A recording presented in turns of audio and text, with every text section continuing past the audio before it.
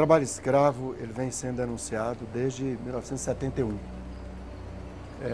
Dom Pedro Quezaldari, que quase foi expulso do país, em grande parte por essa denúncia. Mas era o regime militar, o período médio, o período de censura, a imprensa. Foi mais divulgado no exterior que no próprio país. Depois, a Comissão Pastoral da Terra passou a fazer essa denúncia e a CONTAG, Federação dos Trabalhadores na Agricultura. No início havia incredulidade, as pessoas achavam que era exagero, que não havia escravidão, que era irregularidades trabalhistas. Havia o Estado não aceitava. Quando toca o hino nacional que fala em teu seio, ó liberdade, desafiando, eu baixo a cabeça, eu fico agoniada com aquilo, porque tem muita gente que não é livre.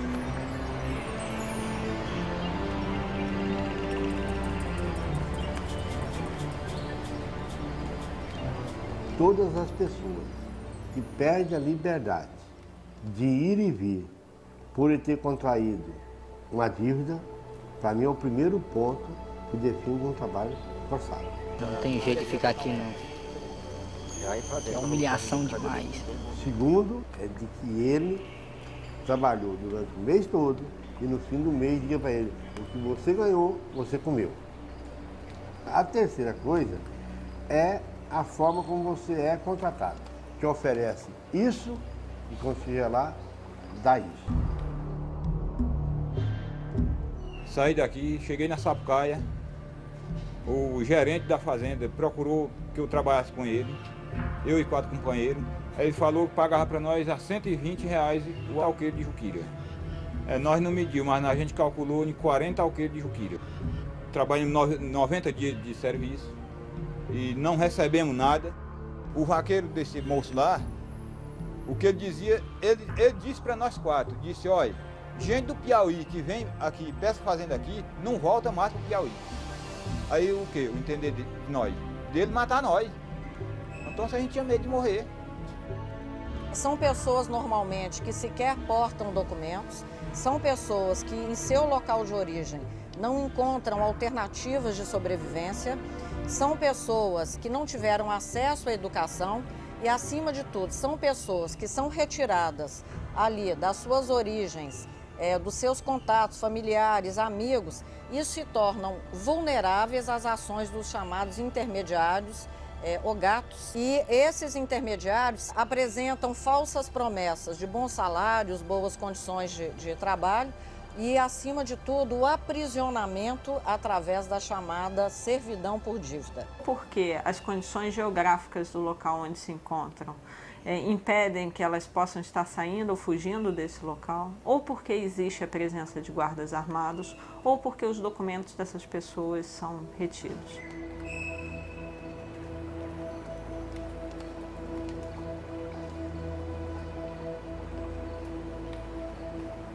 Existe todo tipo de recursos que culminam na humilhação constante do trabalhador.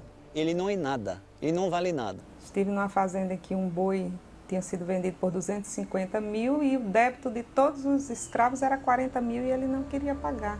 A água que nós bebia era uma água que tinha dia que nós ia lá, estava igualmente uma areia, uma lama, de tanto gado que estava pisando por dentro. Eu não admito, depois de 32 anos, que eu passei por isso e que hoje é pior do que 32 anos atrás. Acredito que é uma conjugação, né, de miséria, de desemprego e principalmente de absoluta impunidade em relação aos empresários que praticam o trabalho escravo no Brasil. O que nós sabemos é que, explorando mão de obra escrava, existem grandes grupos. E nós também sabemos que o que motiva a utilização de mão de obra escrava é a exploração do capital, é o lucro simplesmente. A região amazônica do nosso país hoje está entregue à sanha de grileiros, de fazendeiros, de homens inescrupulosos que estão na busca do lucro fácil, apropriação de terras públicas e obtenção de incentivos fiscais.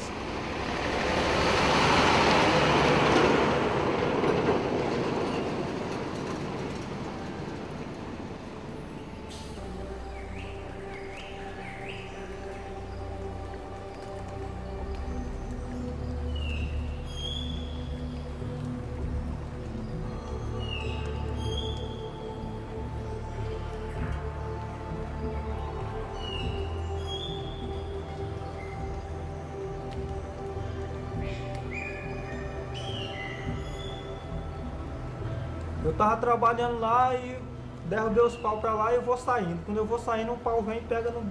Quando eu dou fé da árvore, ela vem chegando nele. Aí eu desviei um pouco, mas ela acertou no meu braço e na minha perna. A providência que ele fez foi por causa que ele me deu um cômodo para me dormir lá na casa do motorista dele. Ele ajeitou para me dormir lá até no outro dia. Eu tinha R$420, ele me deu os 400 e disse que era para me vir embora. Quando eu ficasse bom, voltar lá para trabalhar. Nem os R$20 ele não me deu.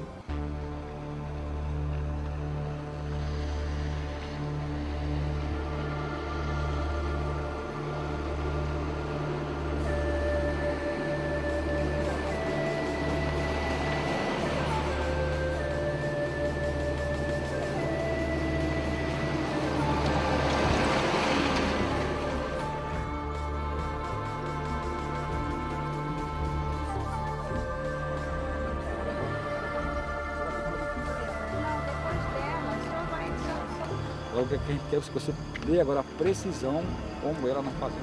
Daqui lá são quantos quilômetros? É 26 quilômetros. Chegando lá nós vamos encontrar o quê? Barraco lá.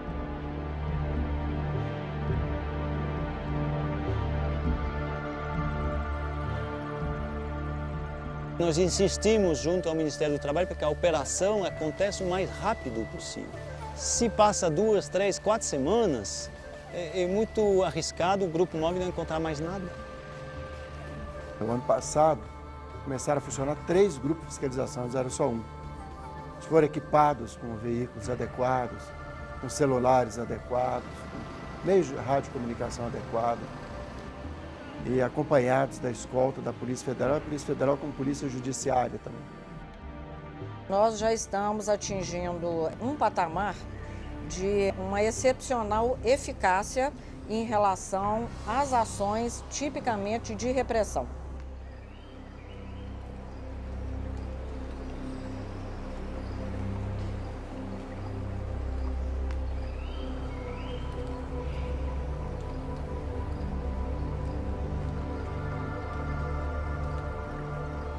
Tem muita munição, viu? É só a munição do calibre maior, do calibre 12. Ô patrão, ô patrão, ô patrão. Alô, seu Abdon. Aqui quem está falando é Marinalva, eu sou coordenadora do Grupo Fiscalização Móvel. Nós estamos na fazenda do senhor, com um problema grave aqui de violação de direitos dos trabalhadores e nós gostaríamos que o senhor desse um retorno para o senhor resolver hoje.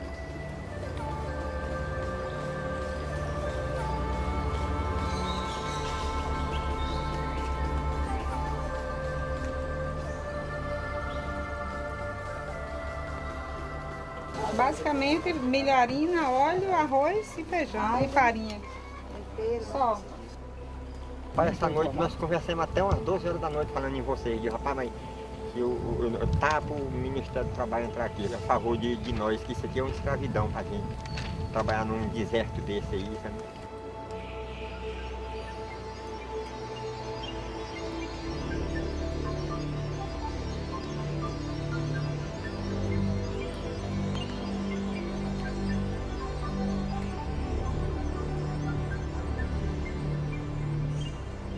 É uma surpresa para um empregador desse imaginar, acho que ele nunca imaginou, que pudesse um dia aparecer lá na propriedade dele, o Estado se fazer presente, resgatar minimamente a condição do ser humano.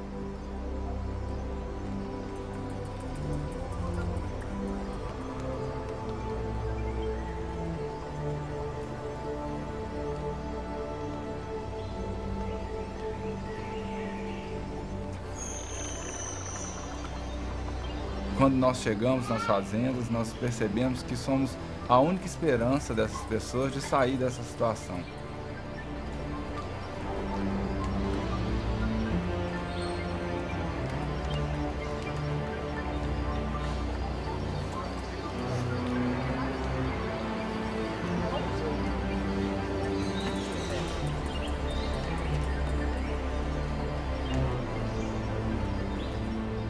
Quantos empregadores foram realmente presos, cumpriram pena, teve terras desapropriadas? Teve terras desapropriadas sim, mas foi em benefício dos próprios fazendeiros. porque as terras foram supervalorizadas. Acho que o fator determinante nesse país é a impunidade.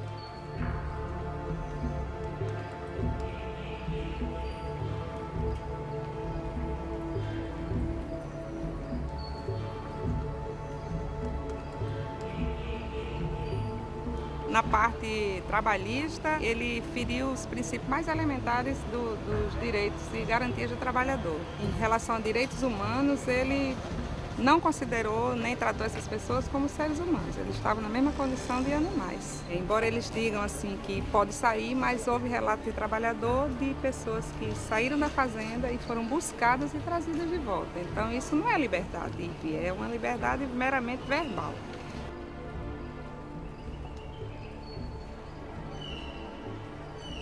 São homens que sabem que a escravização dos trabalhadores é uma violação dos direitos humanos, é uma violação de direitos trabalhistas, é uma violação de direitos previdenciários, enfim, são crimes que eles praticam de maneira dolosa.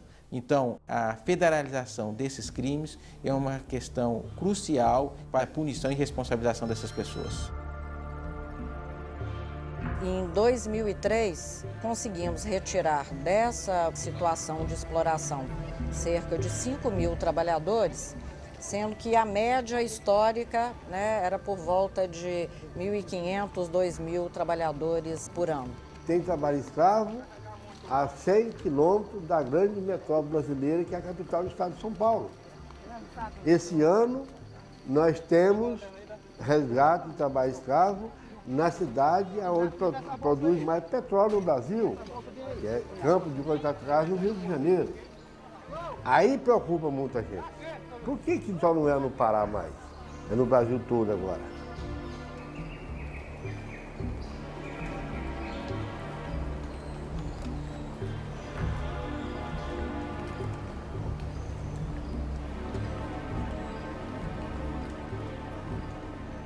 Nós temos refletido muito sobre a cadeia produtiva do trabalho escravo, porque às vezes uma empresa pode estar comprando um produto originário do trabalho escravo sem saber. É outra maneira também de fazer a asfixia econômica do escravocrata, para transformar o trabalho escravo num grande prejuízo. Mas acima de tudo, o que nós precisamos é da condenação da própria sociedade, a condenação dos pares, no caso dos produtores rurais. Se não fosse em defesa de direitos humanos, deveria ser em defesa dos próprios interesses econômicos, porque aí existe uma situação clara de concorrência desleal. Todos eles pedem financiamento público para abrir seu empreendimento. E não é incomum chegar o grupo de fiscalização, encontrar uma placa, obra financiada pelo BNDES, obra financiada pelo BASA. Ou seja, claro que quem financiou não sabia que ia ser empregado em trabalho escravo.